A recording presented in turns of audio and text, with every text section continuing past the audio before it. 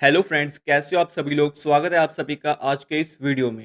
इस वीडियो में मैं आपको एक्सप्लेन करने वाला हूँ स्क्विड गेम सीजन 3 का एपिसोड नंबर 3।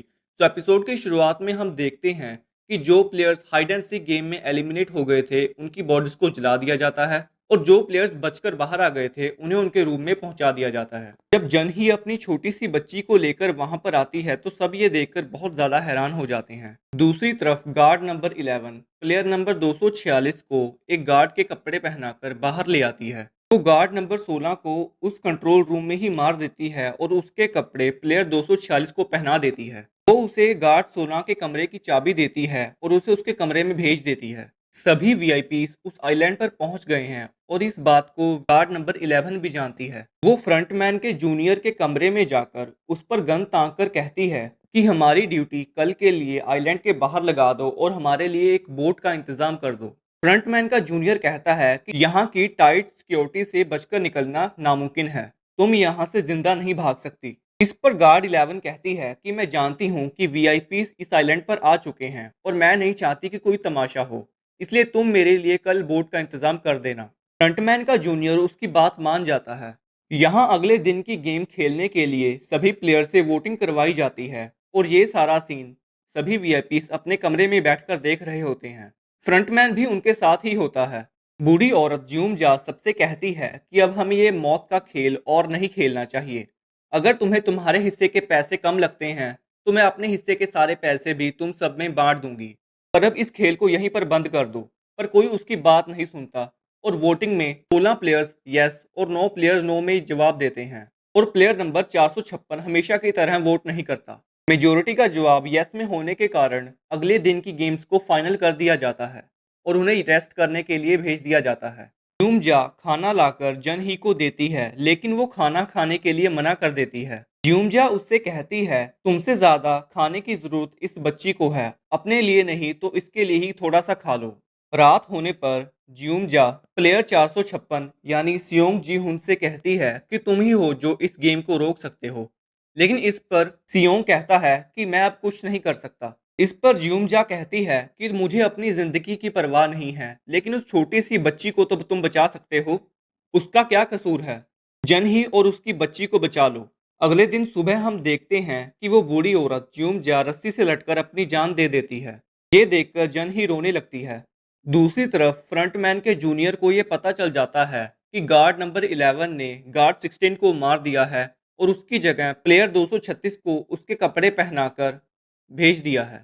सभी प्लेयर्स को एक जगह पर इकट्ठा किया जाता है और उन्हें अगली गेम खेलने के लिए ले जाया जाता है। उसके बाद हम देखते हैं कि सभी वीआईपीस ने किसी न किसी प्लेयर पर अपने पैसे लगाए होते हैं, लेकिन एक वीआईपी ने उस प्रेग्नेंट लड़की जन ही पर अपने पैसे लगाए होते हैं, यानी प्लेयर नंबर 202।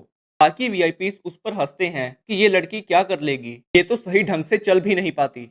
तो वो डिसाइड करते हैं कि किसी तरीके से अगर उस छोटी बच्ची को भी गेम में ले आया जाए तो गेम में और भी मजा आएगा। सभी प्लेयर्स उस जगह पर पहुंचते हैं जहां पर गेम खेलनी होती है। गेम कुछ इस तरह से है कि सभी प्लेयर्स को 20 मिनट के अंदर एक ब्रिज को पार करना होगा जो कि बीच से टूटा हुआ था। उन्हें एक रस्सी से बचकर उस ब्रिज को पार करना होगा। जिसका भी पैर उस रस्सी से लगा वो एलिमिनेट हो जाएगा। और एक बात, 20 मिनट बाद जितने प्लेयर्स उस ब्रिज को पार कर लेंगे वो पास हो जाएंगे और जितने इस तरफ ही रह जाएंगे वो एलिमिनेट हो जाएंगे। पहले तो सियोंग जन ही से कहता है कि हम इस बच्ची को यहीं छोड़ देते हैं और गेम जीतने के बाद उसे यहाँ से ले जाएंगे, लेकिन फिर गार्ड उसे कहता है कि अगर 20 मिनट के अंदर तुम इसे यहाँ से ना ले जा सके तो इसे मार दिया जाएगा।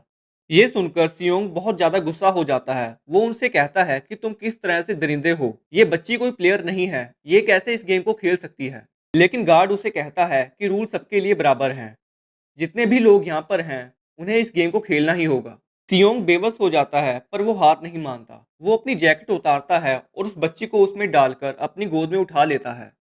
वो जन ही से कहता है कि तुम चिंता मत करो, मैं इस बच्ची को उस तरफ छोड़कर तुम्हें यहाँ लेने के लिए आऊंगा।